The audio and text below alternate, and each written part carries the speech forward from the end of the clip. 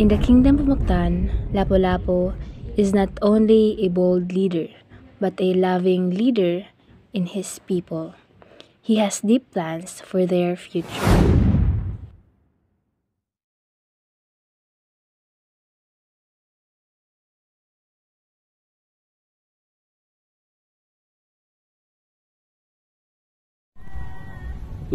Ang ating kalayaan karapatan ay hindi natin ipagkaloob kahit sino man. Ito ay ating ipaglaban! Ipaglaban! Ipaglaban! Ipaglaban!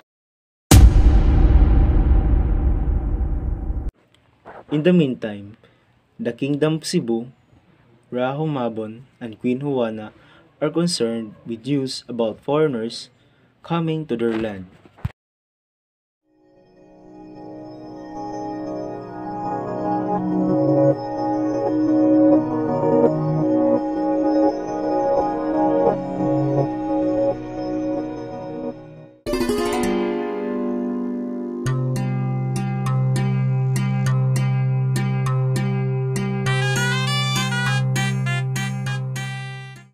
Narinig ko na may mga dumating na dayuhan sa ating lupain. Ano kaya ang kanilang mga plano? Sana hindi sila magdulot ng gulo sa ating kaharian. Magellan and his crew are seen disembarking from their ships onto the shores of Cebu Island. They are greeted by a group of local led by Raha Humabon.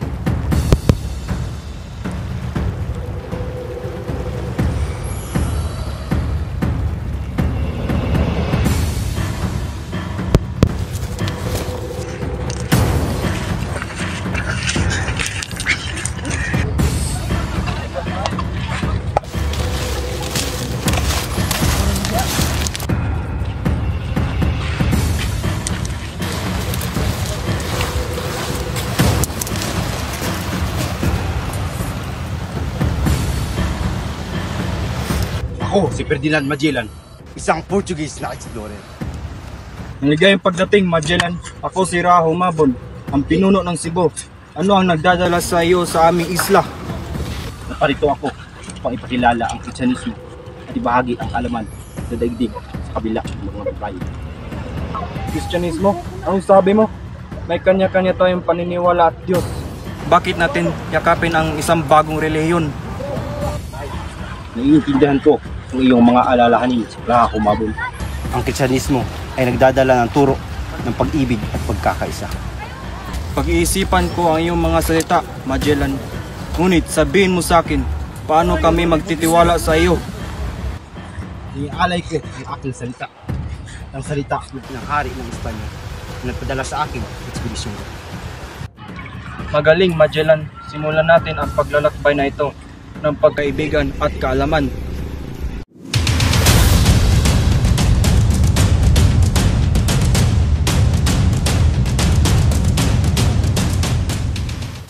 Raho Mabon and Magellan stand before each other, surrounded by their respective followers. They prepare for the traditional Sanduguan and a blood combat ceremony.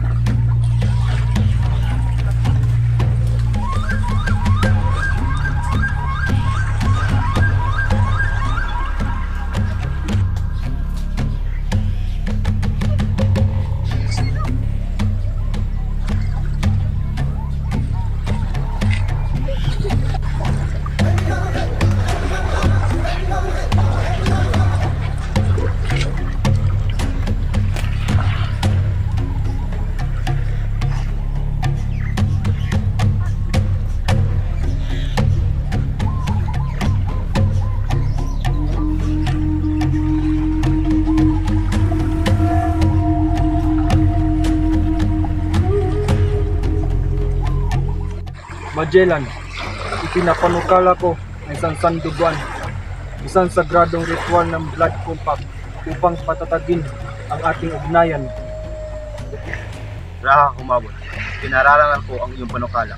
Ang ritual na ito ay papahiwatig ng ating pagtitiwala at pagkakaisa. Tinatanggap ko ang iyong kalap. Raho Mabon and Magellan extend their arms, and a small incision is made on their forearms. Their blood is collected and mixed in a ceremonial vessel.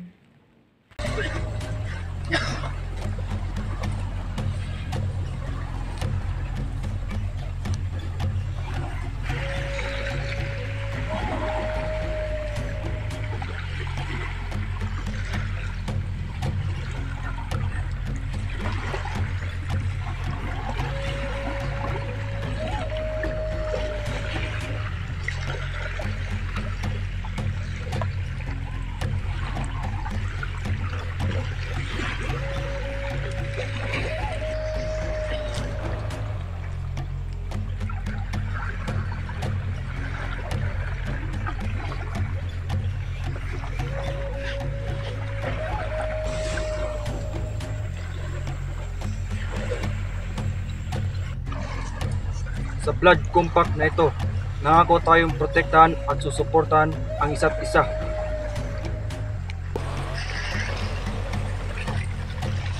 Siyakapin ko itong sagradong kasunduan. Raho Mabon, naway simbolo ito ng ating pangako sa kapayapaan. They exchange the vessel containing their mixed blood and drink from it, selling their bond.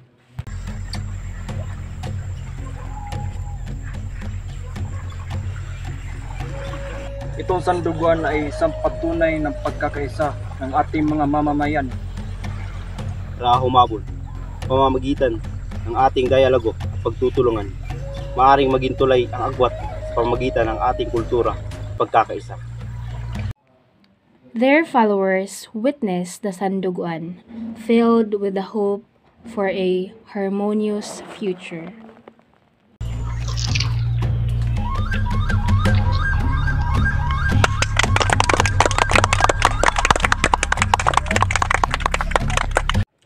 The Sanduguan ceremony is followed by a grand celebration where the people of Cebu and Magellan's crew come together to share their traditions, music, and food.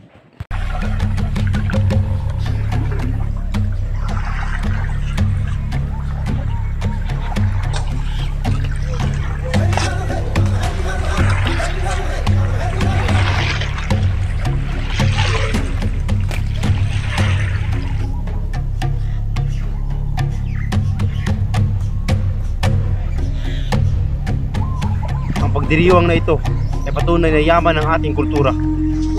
Yakapin natin ang pagkakataong ito na matuto mula sa isa't isa at payamanin ang mas malalim na pag-uunawa.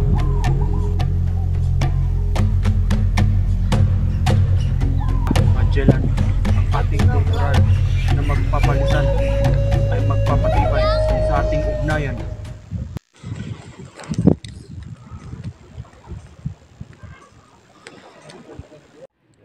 The scene ends with the people of Cebu and Magellan's crew dancing and celebrating together, symbolizing the unity and friendship forged through the Sanduguan. The scene is set on the shore of Cebu City, where makeshift altar has been set up for the first Catholic Mass.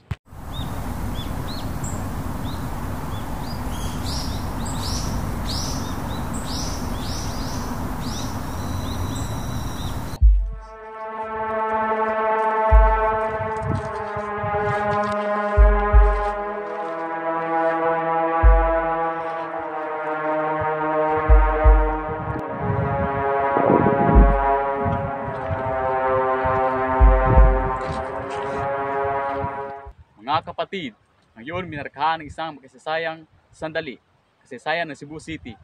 Nandito po kami ngayon upang ipagdiwang ang unang Katolikong misa sa baying ito. The crowd consists of the local people, including Raho Mabon, Magellan, and his crew. Dumating tayo na may mensaheng kapayapaan, pagmamahal, at ang mga turo ni Jesucristo. Sa pamamagitan ng misa na ito, hinahangad na ibahagi sa iyong lahat ang pagpapala ng Kristyanismo. The priest begin the Catholic Mass, leading the congregation in prayers, hymns, and reading from the Bible. Pasalamat tayo sa Panginoon sa pagkataong ito. Magtipon at magsimba. Naway gabayan tayo ng kanyang presensya sa ating pagsimula sa paglalakbay na ito ng pananampalataya. Pare, bukas kami sa pag-aaral tungkol sa iyong paniniwala. The Mass continues with the priest delivering a sermon on the teaching of Jesus and the importance of love and forgiveness.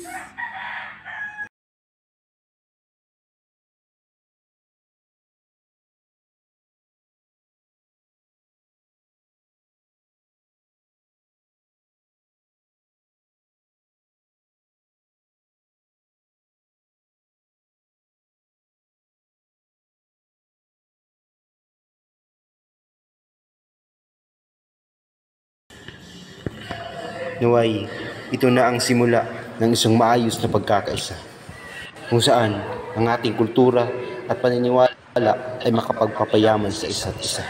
Nagkakaintriga ang mga turong dala mo, Magellan. As the Mass nears its conclusion, the priest offers the Eucharist, the body and the blood of Christ, to the congregation. Kunin at kainin sapagkat ito ay katawan ni Kristo.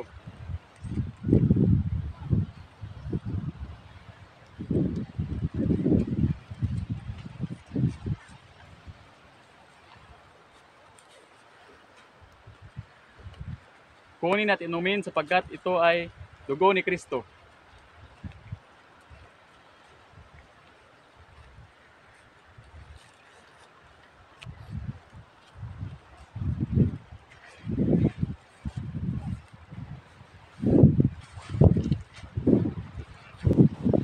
The congregation receives the Eucharist with a sense of reverence and awe.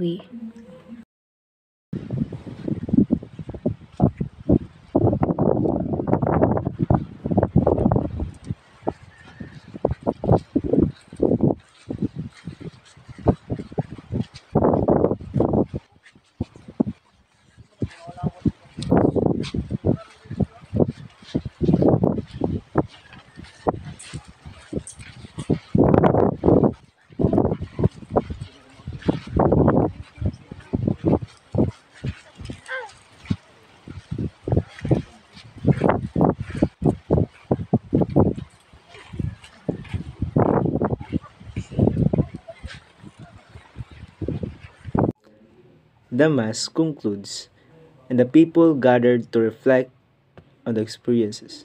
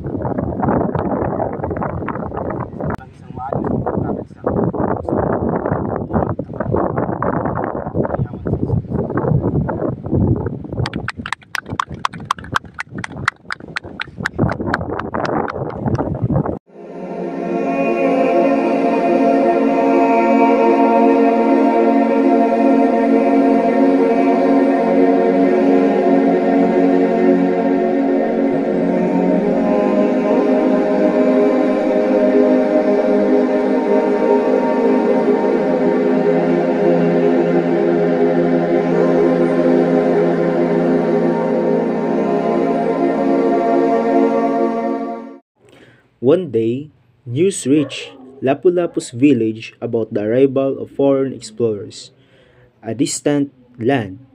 These explorers were known as the Spanish conquistadors, led by famous Ferdinand Magellan.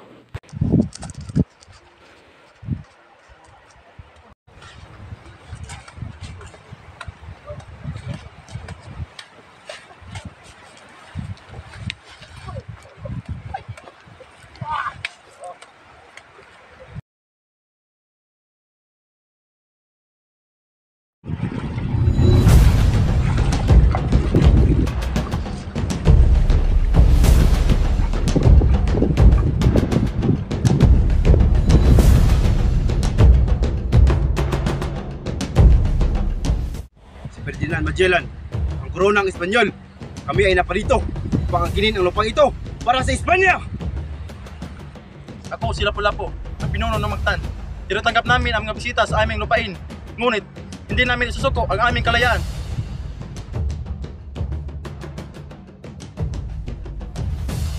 Kami ang magpapataas at malayang tao. Maglalaban natin ng ating lupain at ating kultura. Laban sa sinumang mga api sa ating lupain. Manda kayo! Babalikin ko kayo!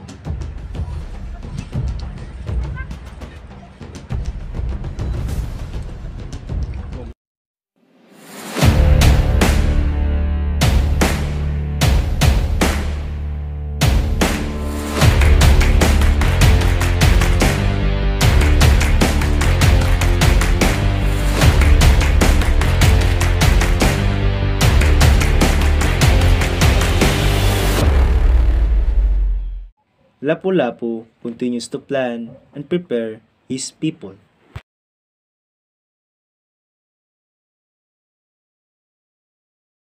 Lapu-Lapu continues to plan and prepare his people. Hindi natin alam ang tunay na intensyon mga dayuhang ito. Kailangan natin maging handa sa anumang mangyari. Ano po yung mga plano nyo, Haring Lapu-Lapu? Unahin natin ang pagpapalakas ng ating mga mandirigma at magkaroon ng regular na pagsasanay. Masunod po, Haring Lapu-Lapu. Paano po tayo makapagpapatuloy sa pagpapalakas, Haring Lapu-Lapu? Magtayo tayo ng training camp kung saan maaari tayong maging sayo at pagpapalakas ng ating katawan. Masusunod po, Haring Lapu-Lapu. Inside the training camps, the training and strengthening of Mactan's warriors continue. They undergo various types of exercises such as using weapons, running, and fighting tactics training.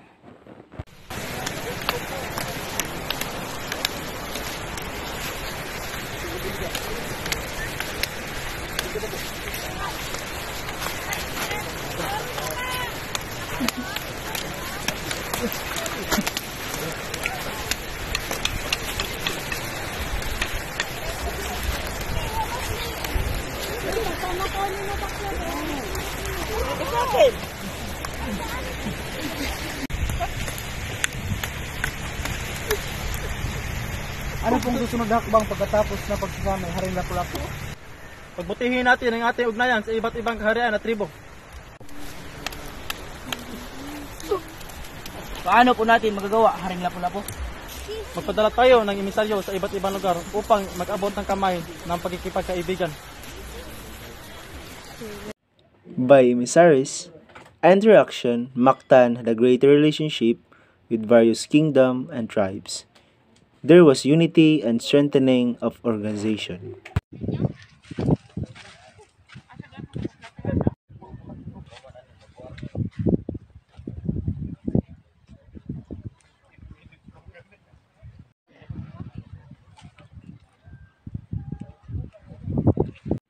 In the meantime, in the kingdom of Cebu, Magellan was planning to take over Mactan.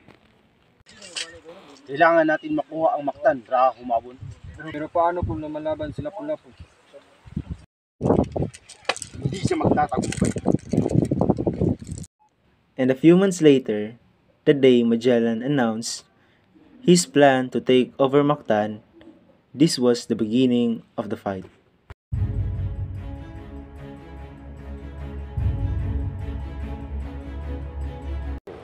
Kami ay naparito upang sakupin ang Mactan.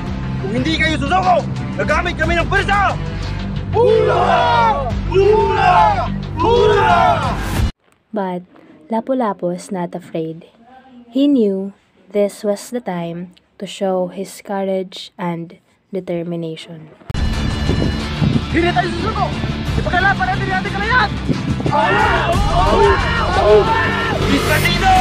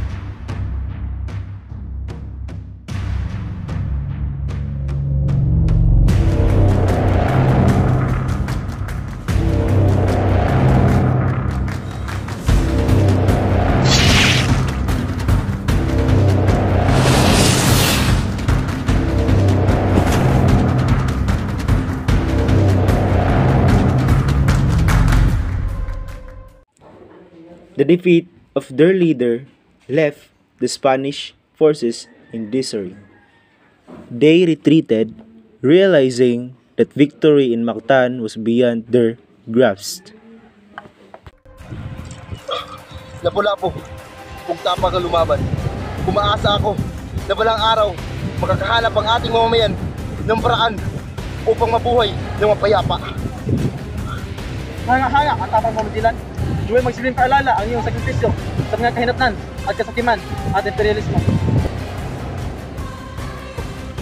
Tandaan, mas marami pang makuha na kakaunawaan kaysa sa kagalian. Hindi malilimutan ang iyong mga salita, Magellan. Igagaling namin ang iyong alaala at patuloy protektahan ang aming lupain at aming mga tao.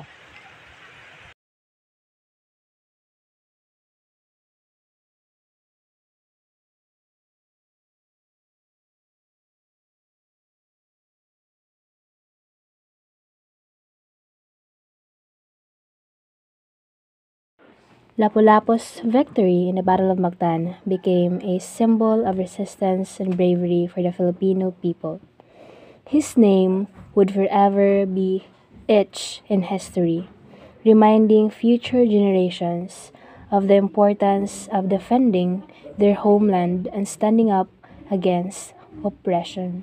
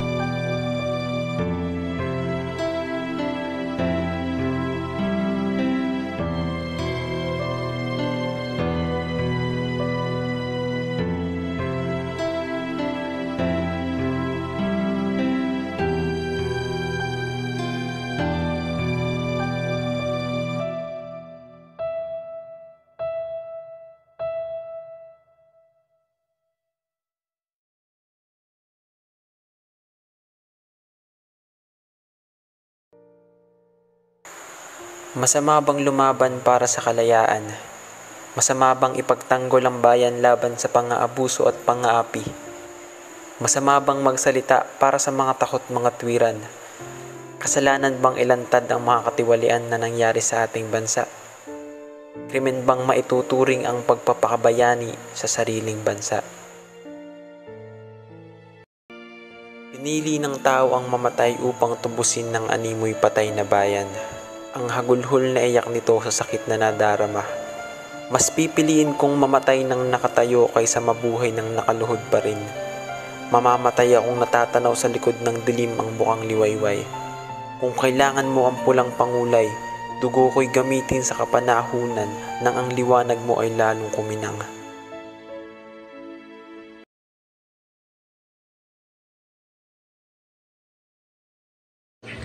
Noong 13 bulang pa lamang si Pepe, ay si Doña Teodora na ang kanyang naging tagapagturo.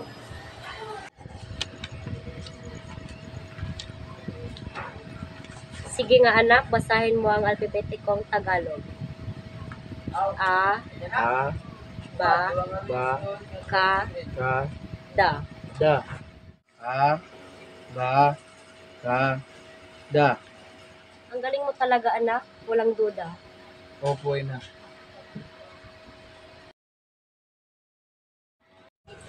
Sa murang edad pa lamang ni Pepe, ay natutunan siya magdasal na kanyang sariling dasal.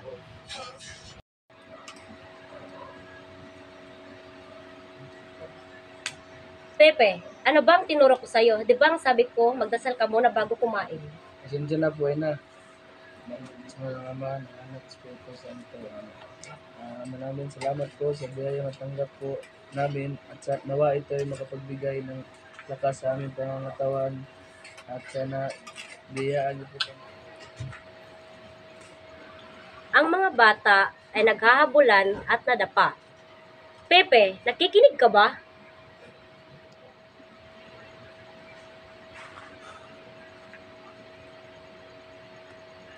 Anak, alam mo ba ang kwento ng gamo-gamo? Hindi po, ma. Kung gayon, ay ikukwento ko sa iyo ang pabulang ang gamo-gamo. Pinaliwanag ni Doña Teodora kay Pepe na namatay ang batang gamo-gamo dahil ito ay lumapit sa apoy. Sinabihan ito ng inang gamo-gamo na huwag lumapit sa lampara dahil masusunog ang kanyang pakpak. Dahil na rin sa katigasan ng batang gamo-gamo, unti-unting nasusunog ang pakpak nito at namatay.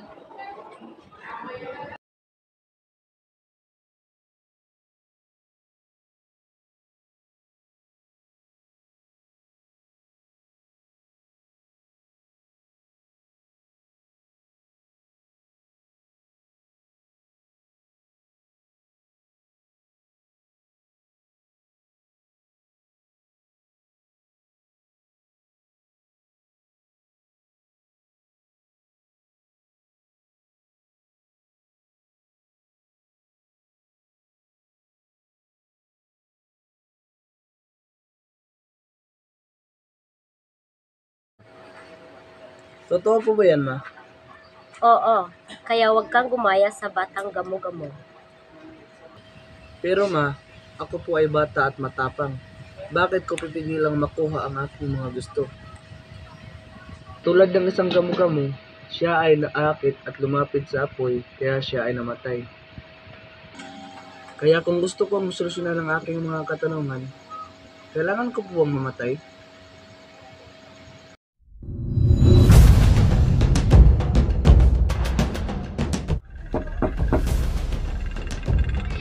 Rizal?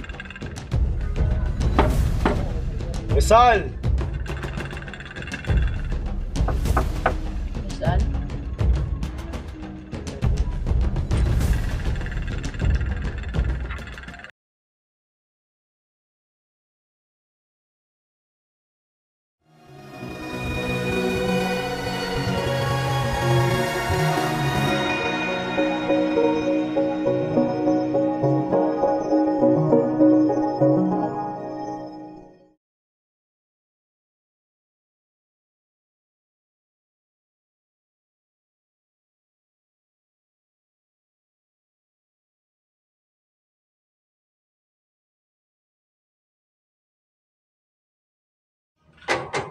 Rizal, oras mo na.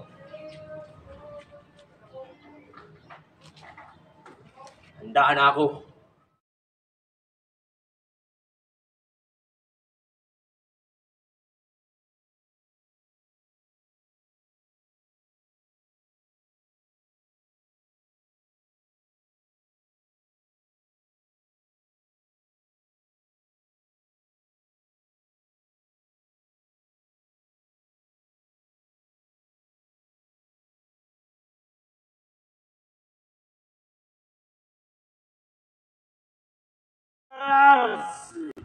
Tapos na! Vigo!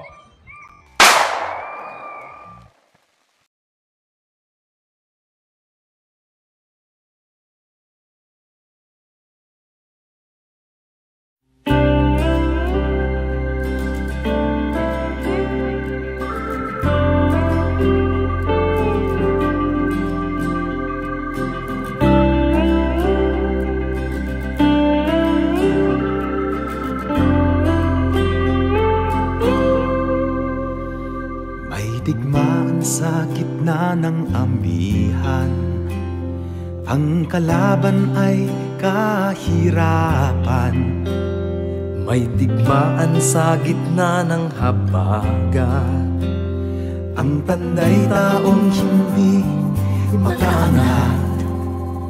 Bagamat maraming na ang nag-alay ng dugo, landas at dulong, ang bayan raw hanggang ngayon naliligaw at nalilito. Ang paraan, ang sino, ang ano, ang sala na kanino, sa akin sa'yo. Ang kalaban lang ba natin ay anino? Kanino? Ang kalaban lang ba natin ay anino? Nila natin ninyo, kaninong anino? 150 taon sa isang punto lang nagkasundo, na tayo pa rin daw ay mahirap, kapos daw ang ginto. Ang paraan, ang sino, ang ano, sagot ay na kanino, sa akin sa'yo. Ang kalaban lang ba natin ay anino?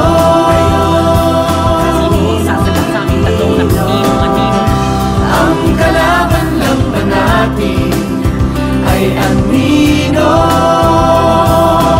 Sasagutin ng aming